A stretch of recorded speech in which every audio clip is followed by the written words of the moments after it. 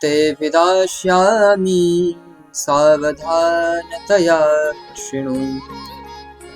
कालव्यालमुखग्रास त्रासनिर्नासहे तवे श्रीमद्भागवतं शास्त्रम् कलौकीरेण भासितम्।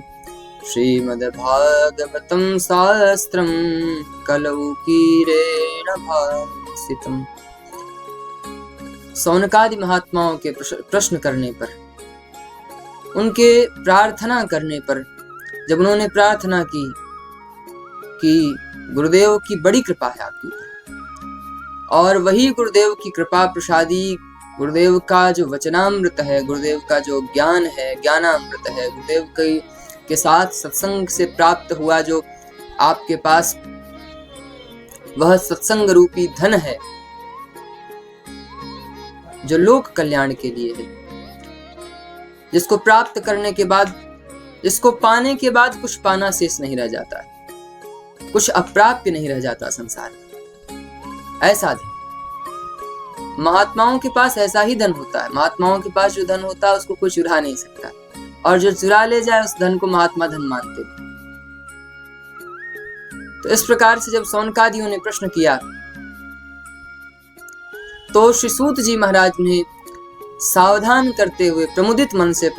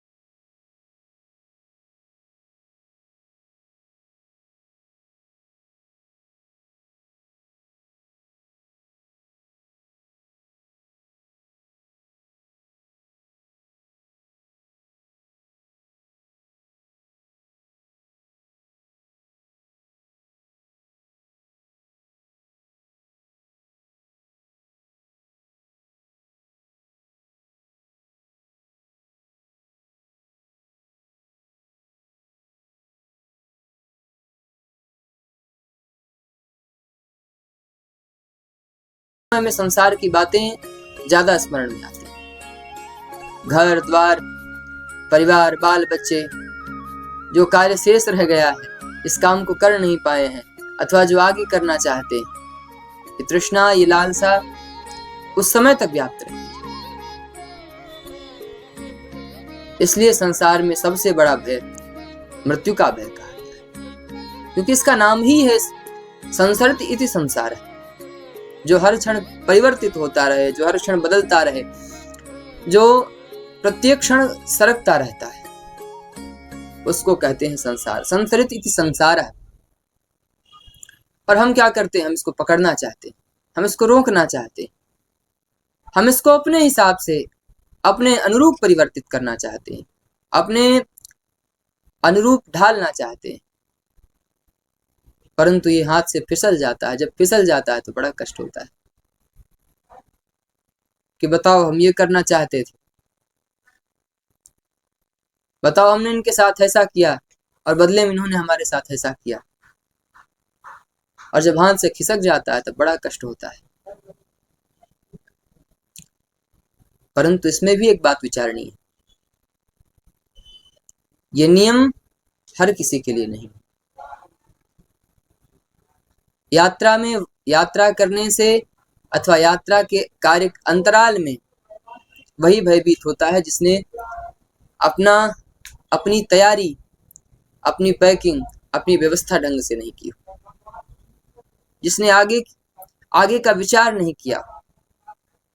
परंतु जिसने महापुरुषों के संग में रह करके, महापुरुषों का सत्संग प्राप्त करके, महापुरुषों का सानिध्य लेकर के और शास्त्रानुसार चल करके जिसने अपने जीवन की गाड़ी को सुचारू से, व्यवस्थित रूप से और अच्छे ढंग से चलाया है, जिसने शास्त्र के अनुसार चल करके गुरुजनों की आज्ञा के अनुसार चल करके आचरण किया है, उसको मृत्यु का भय नहीं व्याप्त होता है।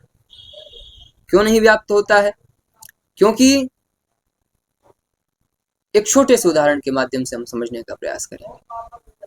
यदि हम बाजार जाते हैं, कहीं किसी स्थान पे गए, किसी हाट पे गए, किसी बाजार पे गए, वहां से हमने कोई एक मशीन खरीद के लाई, कोई मिक्सर लेके आया, कोई कुछ लेकर के आया, तो जब उस नई मशीन को या फिर उस नए उपकरण को आप खरीदते हैं तो उसके साथ में एक छोटी सी कुंजिका मिलती है, एक पुस्तिका मिलेगी,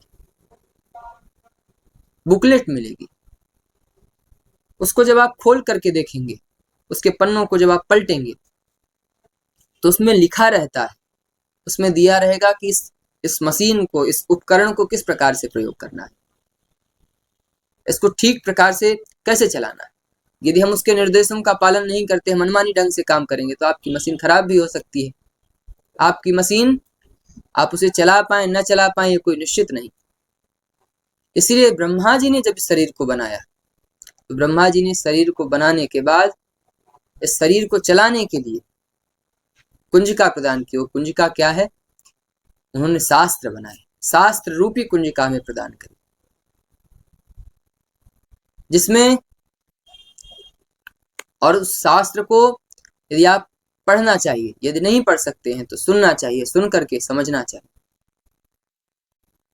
और जो सुन करके समझ करके इस जीवन रूपी गाड़ी को महापुरुषों के, गुरुजनों के आज्ञा अनुसार चलाता है, उसकी गाड़ी बड़े लंबे समय तक चलती है, बड़े लंबे समय तक चलेगी भी, और व्यवस्थित ढंग से चलती है, बिना किसी परेशानी के, बिना किसी समस्या के चलेगी। क्योंकि हमारे यहाँ कहा गया है, शास्त्रों का वचन है कि धर्मस्य तत्वम निहितम गुहायाम महाजनो ये गता सुपंथा। अगर कभी जीवन में भ्रमित हो गए हो, दिग्भ्रमित हो गए हो, कोई मार्ग न समझ में आ रहा हो कि क्या करें, आगे क्या करना है, किस मार्ग पर चलें, तो ज्यादा इधर उधर सिर मारने की, प्रयत्न करने की आवश्यकता नहीं। बस छोटी सी बात पकड़ लीजिए कि आपके गुरुजन, आपके श्रेष्ठ जन, जिनका आप सम्मान करते हैं, जिनका समाज में आदर है, सम्मान है, वो किस मार्ग पर चले,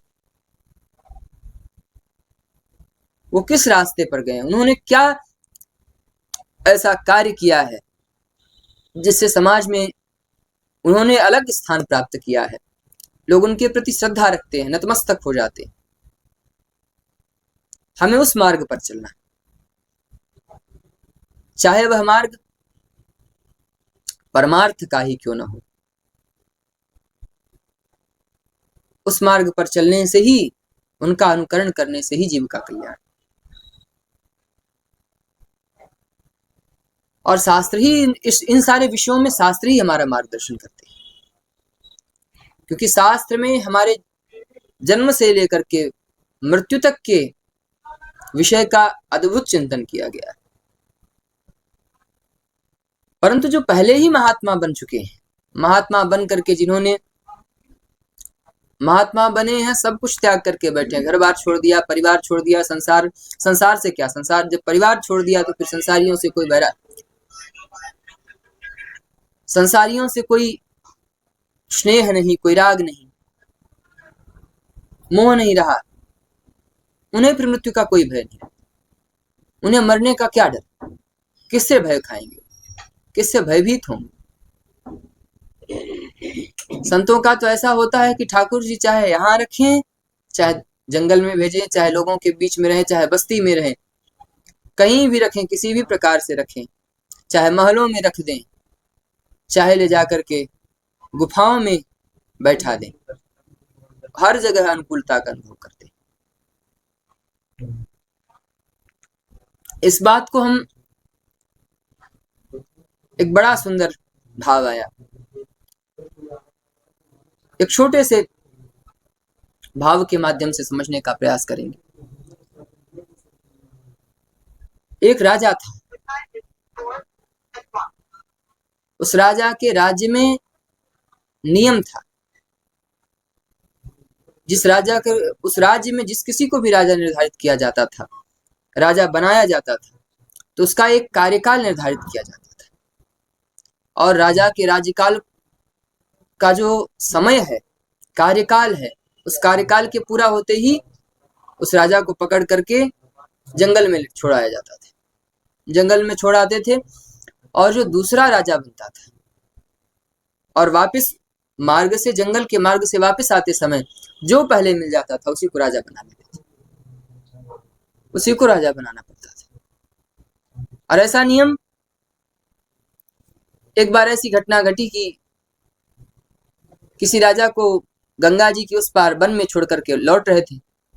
इधर एक अलमस्त संत स्वच्छंद विचरण करते हुए भगवान नाम में जो रत थे, भगवान नाम की मस्ती में मस्त चले आ रहे थे। मंत्रिमंडल भी साथ में आ रहा था उधर से, दूसरे राजा को वन में छोड़ करके। इधर कोई नहीं मिला, सबसे पहले संत जी मिल गए। संत जी को पकड़ लिया, चलो महाराज। संत जी घबरा गए, भाई कहाँ लेकर के जा रहे हो, क्यों पकड़ लिया भाई, हमें कहाँ लेकर के जा रहे हो? उन्होंने कहा कि महाराज जी, हम आपको राजा बनाने के लिए लेकर के जा रहे हैं। भाई हमें क्यों राजा बनाओगे, हमने तो संसार छोड़ दिया, घर बार छोड़ दिया। राजा ही बनना होता तो घर बार और संसार क्यों छोड़ता, बाबा जी क्यों बनते? अगर राजा ही बनना होता तो फिर बाबा काहे के लिए बनते? उन्होंने कहा कि नहीं महाराज, आपकी नहीं चलेगी। हमारे यहाँ का नियम है, हमारे यहाँ का नियम है कि जिसको जो सर्वप्रथम लौटते समय, गंगा जी से पार आते समय जो पहले मिलेगा उसी को पकड़ करके हम राजा बना देते। और यहाँ इसमें आपकी इच्छा नहीं चलने वाली। उन्होंने पहले समझाने का प्रयास किया, लेकिन कहा चलो ठीक है, जब भगवान की यही इच्छा, ठाकुर जी की जैसी इच्छा, ले चलो भाई, जहां ले चलते हो। लेकर के लाया गया और कहा गया कि आपको राजा बनाया जाएगा महाराज, परंतु एक नियम है। क्या नियम है भाई? नियम यह है कि आपको, आपका जो कार्यकाल है वह कार्यकाल पूरा होने के पश्चात आपको गंगा जी के उस पार ले जाकर के छोड़ दिया जाएगा। महात्मा बोले भाई बड़ा खतरनाक नियम है ये तो। उन्होंने कहा कि महाराज हमारे यहाँ ऐसा ही होता है, चलो ठीक, देखा जाएगा, क्या फर्क पड़ता है। जैसी प्रभु की इच्छा, ला करके राज सिंहासन पर अभिषिक्त किया गया, राजा बनाया गया। राजा बनने के बाद जब राज सिंहासन पर अभिषिक्त हुए तो मंत्रिमंडल को बुला करके कहा, मंत्रिमंडल सामने सन्मुख खड़ा, उन्होंने कहा कि देखो अब हम राजा बन गए। उन्होंने कहा जी महाराज, तो फिर जो हम कहेंगे वो हमारी बात मानोगे कि नहीं? हाथ जोड़ करके कहा कि प्रभु अब आप हमारे मालिक हैं, आप हमारे सरकार हैं, आप जैसा आदेश करेंगे हम आपकी बात मानने के लिए तैयार हैं, आप जैसे कहेंगे हम वैसा करेंगे। तो उन्होंने कहा कि ठीक है, तो फिर हमारा आदेश है, मानोगे? उन्होंने कहा जी हाँ हुजूर, जैसा सरकार आदेश करेंगे हम मानने के लिए तैयार। उन्होंने कहा कि जो गंगा जी के पार का जो, उस पार का जो स्थान है, उस पार के जो जंगल है, उसको सब साफ कर दिया जाए। और वहां दूसरा आदेश यह है कि वहां सुंदर नगर बसाया जाए। अब महाराज राजा का आदेश प्राप्त करते ही जितने उधर के हिंसक जीव जंतु थे, सब जंगल जब साफ हुआ तो सब वन को छोड़ करके भाग गए, और जो पकड़ में आए उनको पकड़ करके चिड़ियाघर में डाल दिया गया। देखते ही देखते सब वहां स्वच्छ बना दिया, सुंदर सुंदर नगर, मकान, फैक्ट्रियों का निर्माण करा दिया, सड़कें बन गई, नगर एक प्रकार से पूरा नवीन नगर बसा दिया गया। महात्मा सिंहासन पर बैठते ही उन्होंने आगे की सोची। महात्मा विवेकशील थे, और अन्य जो राजा बनते थे उन्होंने सोचा कि भाई 5 वर्ष के लिए तो, अथवा जितने भी समय के लिए राजा बनाया गया है, मरना तो ही है, तो जितना लूट सकते हो लूट लो, जितना इकट्ठा कर सकते हो, जितना धन एकत्रित कर सकते हो, जितना लूट खसोट कर सकते हो कर लो, मरना तो ही एक दिन। परंतु महात्मा ने ऐसा नहीं किया। महात्मा ने आगे की तैयारी की, आगे जिस मार्ग पर जाना है उस मार्ग को सुगम करने का प्रयत्न किया। और जब कार्यकाल पूरा हुआ तो स्वयं मंत्रियों को बुला करके कहा कि बताओ अब क्या चाहते हो, हम इधर रहें या फिर उधर जाएं। मंत्रियों ने हाथ जोड़ करके कहा कि सरकार कैसे प्रश्न कर रहे हैं आप, कैसी बात करते हैं, अब तो आपके दोनों हाथों में लड्डू, यहां से ज्यादा तो मुझे आपने उधर कर दिए, यहां से ज्यादा सुंदर नवीन नगर तो आपने उधर बसा दिया, यहां से ज्यादा जलवे तो आपने उधर कर दिए। अब आपके ऊपर है, चाहे आप यहां रहना चाहे तो यहां रहे, वहां रहना चाहे तो वहां रहे। और फिर सब के आग्रह करने पर उनको ही राज सिंहासन पुनः प्रजाजनों ने, मंत्रिमंडल ने, सब ने प्रसन्न होकर के उनको ही राज्य पद पर अभिषिक्त कर दिया, क्योंकि उन्होंने जंगल में भी मंगल किया और अपनी सूझबूझ से प्रजा का हित किया। कहने का तात्पर्य यह है, इस कथानक का तात्पर्य यह है कि जो केवल इस लोक में रह करके और इसी लोक का चिंतन करते हैं, यहाँ की ही बात में, यहाँ के ही प्रपंच का, केवल संसार में रह करके संसार की बात करना कोई अपराध नहीं, परंतु जो आगे की यात्रा का हमारा जो लक्ष्य है उसकी ओर ध्यान केंद्रित न करके और प्रपंच में ही पड़े रहना, तो जो प्रपंच में पड़े रहते हैं तो उनके लिए जब अंतिम समय आता है तो सोचते हैं कि अरे हाय राम, अब क्या किया जाए, अब कहाँ जाएं, अब कहाँ जाएंगे, क्या करेंगे, तो वही लोग घबराते हैं।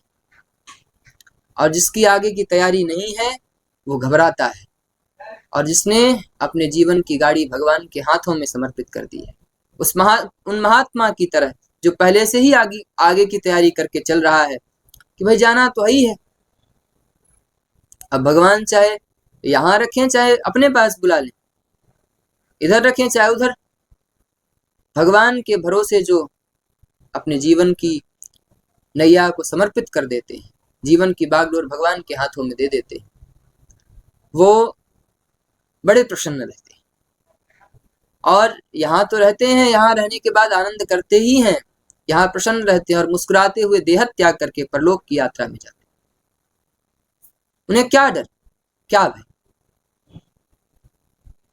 इस प्रकार जो महात्मा थे वो शास्त्र के अनुसार अपने जीवन को उन्होंने शास्त्र के अनुसार चलाया था, अपना जीवन शास्त्र के जो आदेश थे उन पद चिन्हों पर चल करके अपना जीवन व्यतीत किया था। तो जो लोग इस प्रकार से अनुशीलन करते हैं वो अपना यहलोक और परलोक दोनों सिद्ध कर लेते हैं। अब इधर श्री सूत जी महाराज जब शौनकादियों को कथा सुनाने के, श्रवण कराने के लिए बैठे, कथा सुनाना इधर कथा सुना रहे हैं, कहते हैं कि हे शौनकादि ऋषियों, ये जो कथा, ये साधन मैं आपको सुना रहा हूं, यह जन्मांतरे भवेत पुण्यम तदा भागवतम लभेत। जन्म जन्मांतर के पुण्यों का जब अभ्युदय होता है तब जाकर के यह सुंदर अवसर प्राप्त होता है। क्योंकि एक बार जब महाराज परीक्षित को श्री सुखदेव जी कथा श्रवण करा रहे थे, उस समय देवता ये जान करके कि सुखदेव जी को कथामृत पान कराया, सुखदेव जी के द्वारा कथामृत पान कराया जा रहा है, देवता अगर वहां पर अमृत का कलश लेकर के उपस्थित हो गए।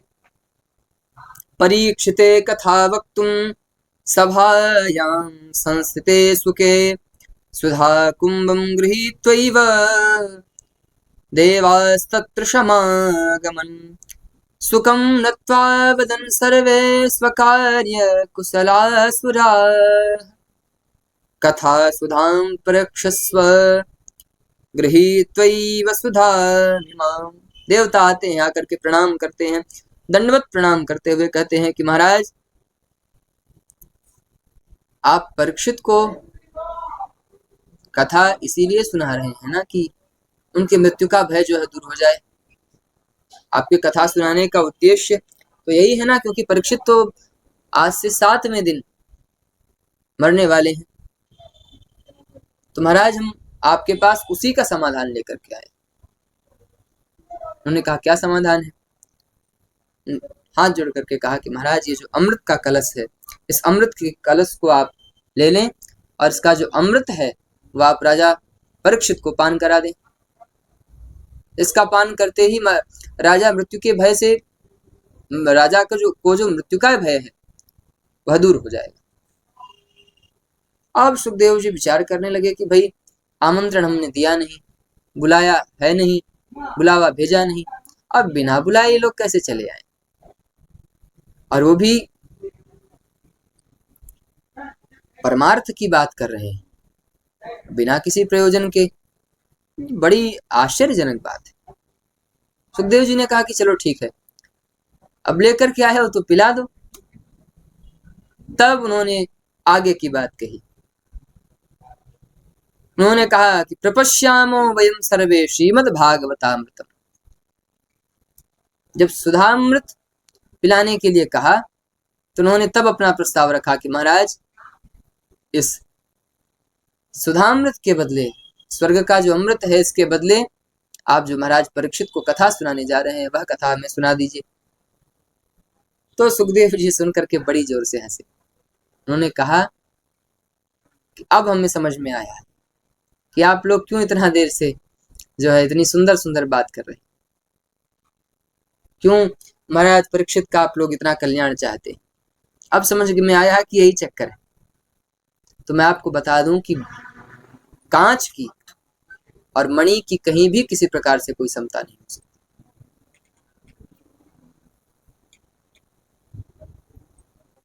मुस्कुराते हुए बोले, क्व सुधा क्व कथा लोके क्व काचः क्व मणिर्महान् ब्रह्मरातो विचार्यैव तदा देवान् जहाशः। फटकार लगाते हुए कहा कि ये कांच का और मणि का सौदा नहीं हो सकता, ये विनिमय नहीं हो सकता। विनिमय बराबर की चीजों में होता है। यदि आपको अदला बदली करनी है तो बराबर की चीजों में मोल भाव, परस्पर जब मन मिलना चाहिए, समानता होनी चाहिए, तब वस्तु का परस्पर आदान प्रदान होता है। और जो कथा कहने वाले वो हैं ब्रह्मरात श्री सुखदेव जी महाराज, और कथा जो श्रवण करने वाले हैं वो है विष्णुरात श्री परीक्षित जी महाराज। और दोनों को मातृगर्भ में ही गोविंद की कृपा, गोविंद का दर्शन प्राप्त हुआ है। तो ऐसे उत्कृष्ट श्रोता और वक्ता हो जिस स्थान पे, उनको भला कोई छल सकता है? ब्रह्मरात और विष्णुरात जिनको माता के गर्भ में, मातृगर्भ में ही गोविंद की कृपा का आशीर्वाद प्राप्त हुआ, ऐसे जीवन मुक्त और माया मुक्त दोनों श्रोता और वक्ता है। इसलिए भागवत के उत्तम श्रोता और वक्ता में महाराज परीक्षित और श्री सुखदेव जी का नाम आता है। श्री सुखदेव जी का और महाराज परीक्षित का नाम उत्तम श्रोता वक्ता में आता है। श्रीमद्भागवती वार्ता सुराणामपि दुर्लभा राज्ञो मोक्षं तथा वीक्ष्य पुराधातापि विस्मितः सत्यलोके तुलां बद्ध्वा तोलयत् साधनान्यजः लघून्यन्यानि जातानि गौरवेण इदं महत् तदा ऋषिगणा सर्वे विस्मयं परम्। और मे निरे भगवत रूपम शास्त्रम भागवतम का। अब इधर देवताओं को जब सुखदेव जी ने फटकार लगाई तो लौट करके जब लौटे और लौट करके ब्रह्मा जी के पास गए सत्यलोक में, और वहां जाने के पश्चात ब्रह्मा जी से जाकर के सारा वृत्तांत सुनाया। ब्रह्मा जी ने कहा कि रुक जाओ, अभी देखे लेते। कथा सुनने के बाद जब महाराज परीक्षित का मोक्ष हुआ, तो महाराज परीक्षित के मोक्ष के बाद उन्होंने देखा कि जब उन्हें स्वर्ग की प्राप्ति हुई, ब्रह्मा जी ने कहा कि भाई इतना श्रेष्ठ साधन, तो उन्होंने वही ब्रह्मलोक में, सत्यलोक में एक तराजू को लेकर के, तुला को लेकर के उसमें सारे अन्य साधनों को रखा और एक तरफ श्रीमद् भागवत जी को रखा। रखते ही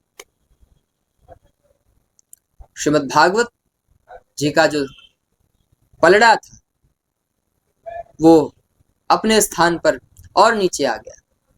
बाकी अन्य साधन तो जो थे वो हल्के पड़ करके ऊपर की ओर उठ गए।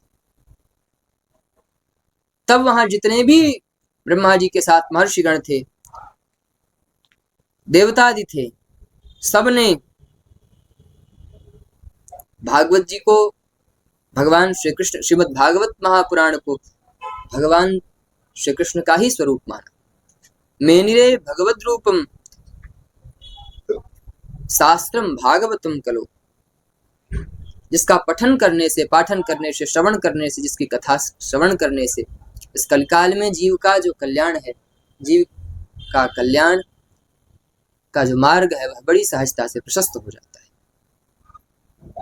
सौनकादि ऋषि जो बैठे थे उनको श्री सूत जी महाराज ये कथा नैमिषारण्य की पावन पवित्र भूमि में सुना रहे। नैमिषारण्य की पावन भूमि में तो सौनकादियों ने प्रश्न किया कि गुरुदेव, ये 7 दिन में ही कथा सुनने का, 7 दिन में ही कथा क्यों कही जाती? ये 7 दिन में ही कथा श्रवण करने की परंपरा जो है ये कब से आरंभ हुई? कथा तो है, कथा तो और समय तक सुनी जा सकती और कई दिन तक श्रवण की जा सकती, परंतु ये 7 दिन में ही सुनने की परंपरा ये कहाँ से प्रारंभ? तब सूत जी कहते हैं कि ऋषियों, अब ध्यान से सुनिए, मैं आपको बताता हूँ। एकदा हि विशालायां चत्वार ऋषयो मलाः सत्संगार्थं समायाता ददृशोस्तत्र नारदम्। सूत जी कहते हैं कि ऋषियों, ये सप्ताह विधि जो है, सप्ताह विधि से कथा श्रवण करने की जो परंपरा है, ये सर्वप्रथम सबसे पहले सनक, सनंदन, सनातन और सनत कुमार ऋषियों ने देवर्षि नारद को यह कथा गा करके सुनाई, श्रवण कराई। तो सौनकादि प्रश्न करते हैं कि महाराज, नारद जी तो 7 दिन तक एक स्थान पर बैठ करके कथा श्रवण करना, ये बहुत बड़े आश्चर्य की बात है, क्योंकि नारद जी तो गोदोहन काल से ज्यादा किसी स्थान पर, किसी एक स्थान पर कभी टिकते ही नहीं। गोदोहन काल से ज्यादा कहीं रुकते ही नहीं। नारद जी को तो श्राप लगा हुआ है दक्ष का कि उस समय से ज्यादा कहीं रुक ही नहीं सकते, कहीं ठहर ही नहीं सकते।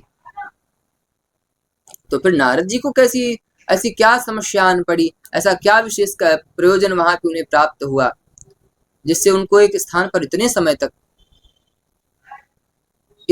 तक रुकना पड़ा? 7 दिन तक एक आसन पर